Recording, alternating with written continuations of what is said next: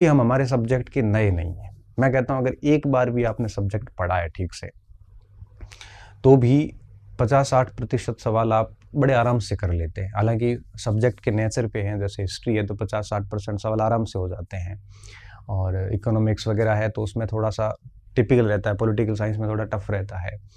तो 50-60% सवाल नॉर्मली हो जाते हैं। 50-60% मतलब कट ऑफ रहती है ना जितनी भी, उसका 50-60%। और बाकी प्रश्न जो आते हैं, आपके नहीं भी पढ़े हुए रिसेंटली, तो भी आप अपने पूर्व ज्ञान की बेस पे एलिमिनेट करके भी अच्छे खासे 10-15% मार्क्स ला सकते हैं, क्योंकि आप नए नहीं अपने सब्जेक्ट में, आपने सब्जेक्ट खूब पढ़ा है पहले। आपने नेट जेआरएफ पास किया है, आपने फर्स्ट ग्रेड है तो आपने फर्स्ट ग्रेड का सिलेबस पढ़ा है, आपने खूब पढ़ रखा है। आप जब परीक्षा में बैठेंगे तो आप वहाँ पाएंगे कि आपके प्रश्न जो है वो पढ़े हुए और आप एलिमिनेशन से आंसर निकाल रहे हैं। एक बार भी सिलेबस अगर जनवरी से इस मई के बीच में अगर हुआ है, तो भी मुझे लगता है कि आप आराम से अच्छा स्कोर कर लेंगे। बस थोड़ा-सा धैर्य रखिए, शांति बनाए रखिए मस्तिष्क में। ये मत सोचिए कि मैंने पढ़ा नहीं है, अब नहीं पढ़ा है तो आपको पढ़ना चाहिए था। अगर पढ़ लिया है तो बहुत अच्छी बात है ना? तो आप, हाँ, ये ज़रूर है कि जिसने 10 बार पढ़ा है, आप उसके बराबर नहीं कर पाएँगे। लेकिन अब उसके बराबर सभी थोड़ी कर पाएँगे। वो ठीक है, टॉप की श्रेणी में आ जाएगा, तो पोस्ट तो बहुत है। सिलेक्शन तो लेनी ही है ना? तो मैं मानता हूँ कि तैयारी का योगदान 50% होता है, तो 50% योगदान एग्ज़ाम हॉल के अंदर आपके मैनेजमेंट का भी रहता है ना? तो आप अभी तो ये बिल्कुल मत सोचिए कि आपने कितनी बार पढ़ा है, क्या पढ़ा। बस यही सोचिए कि ठीक है, सब्जेक्ट आ रहा है, देके आ जाएँगे। बहुत ज़्यादा उम्मीदें लेके आप अंदर ना जाएँ, मैं तो पहली बात यही कहूँगा। यही सोच के जाएँ कि भई हम हमारा 100% दे देंगे। इन चीज़ों में बिल्कुल डिस्कस ना करें किसी से कि आपने क्या पढ़ा है, मैंने क्या पढ़ा है, मैंने कितना पढ़ा है, आपने कितना पढ़ा है, आपने कितनी बार पढ़ा है, मैंने कितनी बार पढ़ा है। क्योंकि इससे डेफ़िनेटली तय है कि एक ने कम पढ़ा और एक ने ज़्यादा पढ़ा है। दोनों ने बराबर तो नहीं पढ़ा। तो जिसने कम पढ़ा वो फालतू डिमोरल हो जाएगा। अब ज़रूरी नहीं कि परीक्षा मैनेजमेंट जिसने अधिक पढ़ा उसका अच्छा हो, जिसने कम पढ़ा उसका कम हो। इसलिए मुझे लगता है कि इस समय आपको इस प्रकार का बिल्कुल डिस्कशन नहीं करना चाहिए, बशर्ते आप सिलेक्शन चाहते हैं तो। बेहतर ये होगा कि इस समय आप है वो कोई नॉर्मल दूसरी बात कर लीजिए, ठीक है? आप कट ऑफ पे चर्चा भली कर लो, कुछ भी चर्चाएँ कर लो, भर्ती अगली कब आएगी ये चर्चा कर लो। लेकिन इस समय आप ये चर्चा ना करें कि आपने कितना पढ़ा, मैंने कितना पढ़ा। इस बात का विशेष तौर पे ध्यान रखें आप। पहली बात। दूसरी बात, जब आप एग्ज़ाम हॉल में जाते हैं तो उससे पहले आपकी सारी तैयारियाँ आपने पढ़ रखी है। आपको क्या ले जाना है, क्या नहीं ले जाना है, इसके बारे में मुझे बताने की आवश्यकता नहीं है, क्योंकि आप इनफ मैच्योर हैं, आप बहुत एग्ज़ाम दे के यहाँ आए हुए हैं, तो ये सारी चीज़ें आप ऑलरेडी कर ही लेंगे। लेकिन फिर भी मैं देखता हूँ हमारे एग्ज़ाम्स में ड्यूटी लगती है, बच्चे लास्ट मोमेंट में भागते हुए आते हैं। तो मैं तो कई बार कहता हूँ कि आपकी 8 बजे एंट्री है तो 7 बजे चले जाओ ना सेंटर के आगे, है ना? टाइम पे चले जाओ। कई लोग सेंटर गलत पढ़ते जाते हैं। अभी तो कई सब्जेक्ट ही गलत भरे थे, कई लोगों ने कोर्ट में जाना पड़ा। ऐसी सिली मिस्टेक से बचें आप, है ना? टाइम पे पहुँच जाएँ वहाँ पे, और एग्ज़ाम्स में वहाँ पे बिल्कुल किसी से डिस्कशन ना करें। अब वहाँ जाने के बाद में जब आप पेपर आपके पास में आता है, तो आप पहला प्रयास ये करें कि आप बहुत सारे प्रश्न एक साथ ना देखें, क्योंकि आपने जैसे मान लो कि पेपर को ऐसे उठा के 2-4 सवाल देख लिए और उसमें से एक नहीं आ रहा होगा। तो फिर क्या होगा कि फिर ये होगा कि पूरे 3 घंटे परीक्षा हॉल में वो प्रश्न आपके दिमाग में घूमता रहेगा कि उसका उत्तर क्या है, उसका उत्तर क्या है। इससे आप अननेसेसरी आपकी एनर्जी खराब होती है। तो कोशिश ये करें कि जब मैं कैसे करता था, जब परीक्षा स्टार्ट होती थी तब तक मैं जनरली नहीं करता था ऐसे। 1-2 बार किया था तो मुझे उसका लॉस हुआ था। तो जब पहला प्रश्न कर रहे हैं, तो पहले प्रश्न पे ही पूरा ध्यान दें, दूसरा प्रश्न भी ना देखें, है ना? और इस तरह से एक-एक प्रश्न को करें। प्रश्न को बहुत अच्छे से पढ़ें। क्योंकि आधी सफलता वहीं मिल जाती है जब आप प्रश्न को ढंग से पढ़ते हैं। और मैं मानता हूँ कि प्रश्न को इंग्लिश और हिंदी दोनों लैंग्वेज में पढ़ें। कई बार ऐसी शब्दावली आती है जो हिंदी में क्लिष्ट होती है, इंग्लिश में समझ में आती है। कई बार इंग्लिश की शब्दावली हिंदी में समझ में आ जाती है। कई बार हिंदी का ट्रांसलेशन गलत हो रखा होता है, तो इंग्लिश में पढ़ना बेहद ज़रूरी हो जाता है। तो थोड़ा बहुत इंग्लिश का ऑप्शन भी साथ में देखते रहा करें आप। प्रश्न को ठीक से पढ़ेंगे ना, हिंदी और इंग्लिश दोनों में, तो आपको समझ में आ जाएगा कि प्रश्न क्या पूछ रहा है।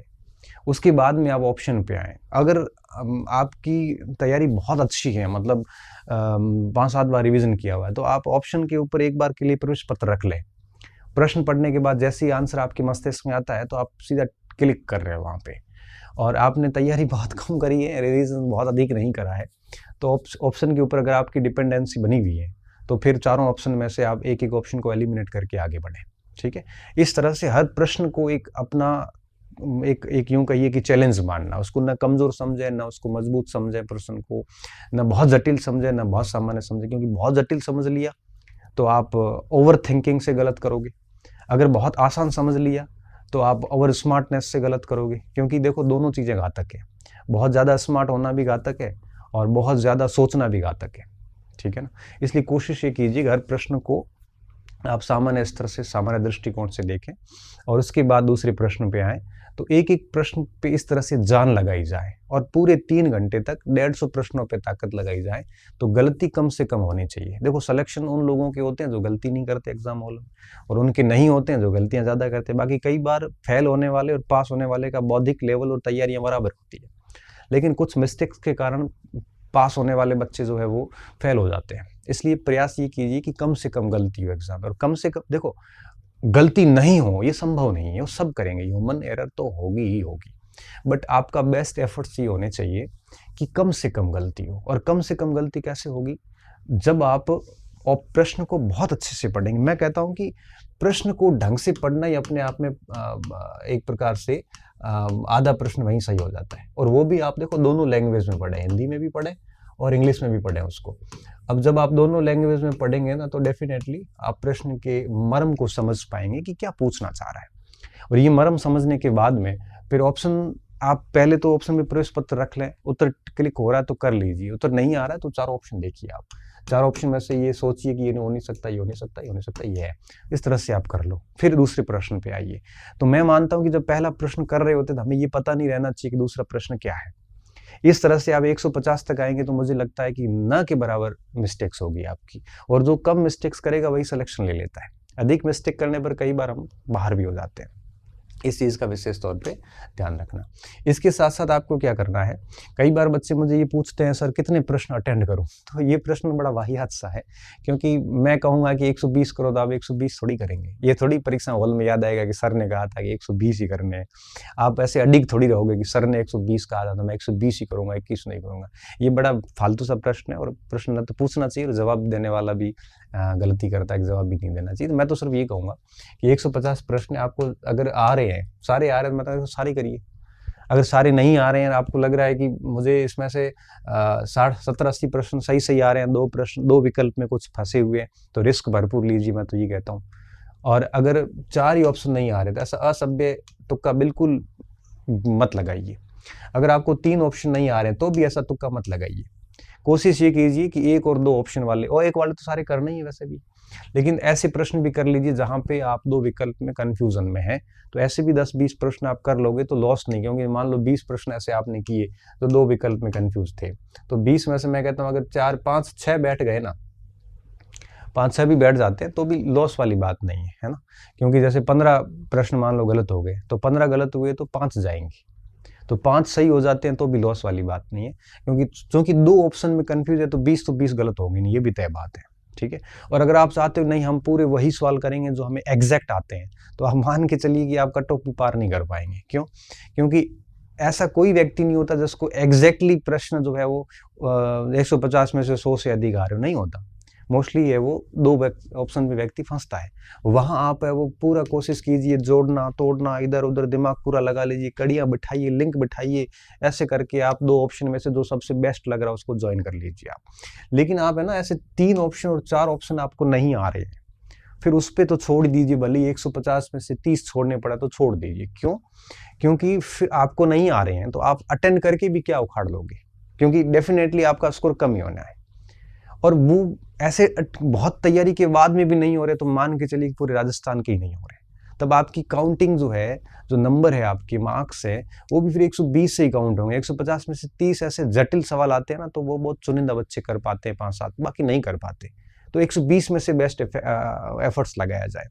इसलिए मैं कहता हूं कि आप ये ना सोचें कि पेपर में कितने अटेंड करूं। अब आप ऐसा माइंडसेट के साथ गए कि नहीं मैं 135 करके आऊंगा, और पेपर वहां से बहुत जटिल दे दिया, बहुत टफ दे दिया, तो 135 तो छोड़ो, 100 भी ठीक से अटेंड हो तो भी सिलेक्शन हो जाता है।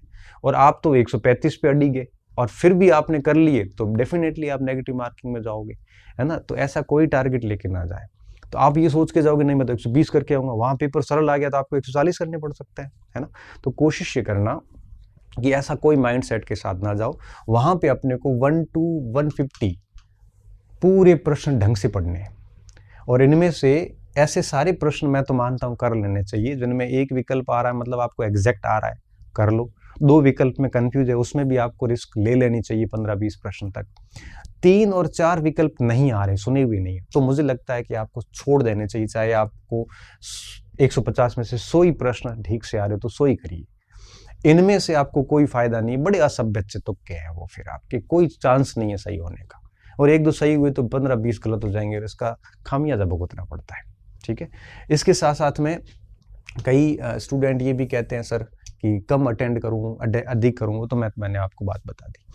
अब बबल्स भरते वक्त भी थोड़ा ध्यान रखें आप, क्योंकि कई बार हम क्या करते हैं 150 प्रश्न करने के बाद भरते हैं, कोई ऐसे भरता है। मेरा ये रहता था जनरली, जैसे स्टार्टिंग के 30 प्रश्न कर लिए, है ना, तो 30 प्रश्न करने के बाद में जैसे मान लो कि 1 यूनिट कर लिया आपने, जैसे हिस्ट्री है, हिस्ट्री में प्राचीन भारत के 50 प्रश्न आते हैं पहले पेपर में, तो 50 प्रश्न करने के बाद में ओएमआर भर लो उसकी।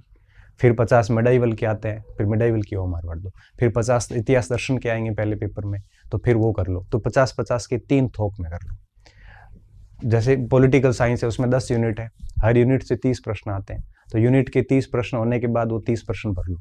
फिर दूसरी यूनिट के 30 प्रश्न भर लो। ऐसा किया जा सकता है। इससे क्या होता है, थोड़ा सा लोड है वो दिमाग से कम होता जाता है। और गोले बबल्स भरते वक्त स्पेशली ध्यान रखें आप, बिल्कुल चेक करके भरें। कई बार बबल्स ऊपर नीचे हो जाते हैं, है ना, तो डी है 132 का, तो 132 देख के डी भर दो। 133 का सी है तो 133 का सी भरो। ऐसे एक साथ 5-5 नहीं भरने। कई बार डीसीबी है ऐसे मत भरो आप, एक एक प्रश्न का चेक करके भरो, कहीं पर भी त्रुटि ना रहे वहां पे। ये कोशिश वहां पे बहुत जरूरी होती है। जल्दबाजी बिल्कुल नहीं करनी है, हर प्रश्न को ठीक तरीके से पकड़ना है, हर प्रश्न को बहुत अच्छे से पढ़ना है, हिंदी इंग्लिश दोनों में पढ़ना है। तो इस तरह से अगर आप एक एक बबल्स को भरते भरते आगे बढ़ते हैं तो डेफिनेटली आप ऐसी जो सिली मिस्टेक्स होती है ना, इससे बचेंगे तो भी आपके 4-5 अंक जो है वो बढ़ जाएंगे। इसके साथ साथ कुछ बातें और भी गौर करने योग्य है कि परीक्षा में परोपकारी बनने की आवश्यकता नहीं है। आसपास के कई बार बच्चे पूछते भी है, मैं कहता हूँ आप अपना काम कीजिए, क्योंकि सब सीरियस स्टूडेंट है, और सीरियस स्टूडेंट कभी किसी की हेल्प नहीं करता, वो अपना ध्यान खुद रखता है। आपको हेल्प भी करनी है नौकरी लेने के बाद, खूब हेल्प करना, लेकिन परीक्षा हॉल में इस तरह से काम मुझे लगता है आपको नहीं करना चाहिए, न पूछना चाहिए, और कोई पूछता है तो कह देना चाहिए भाई डिस्टर्ब मत कर, काम करने दे, क्योंकि आपने अपनी जो मेहनत की है वो किसी और के लिए नहीं की है। और ध्यान रखना वहाँ सारे आपके कॉम्पिटिटर हैं, और ऐसे कॉम्पिटिटर है कि अगर एक भी यूँ समझ लीजिए कि प्रश्न आपसे अधिक हो गया तो वो आपको रेस से बाहर कर देगा। ठीक है, तो ऐसी स्थिति में परीक्षा हॉल में इन चीज़ों का भी विशेष तौर पे ख्याल रखें। इसके साथ साथ में परीक्षा का जो आरंभ होता है स्टार्टिंग में, तो 8-10-15 मिनट तक परीक्षा की गति में हम आ नहीं पाते हैं। तो स्टार्टिंग में क्या 10-15 सवाल थोड़े टफ लगते हैं, क्योंकि उसकी भाषा में हम नहीं आ पाते।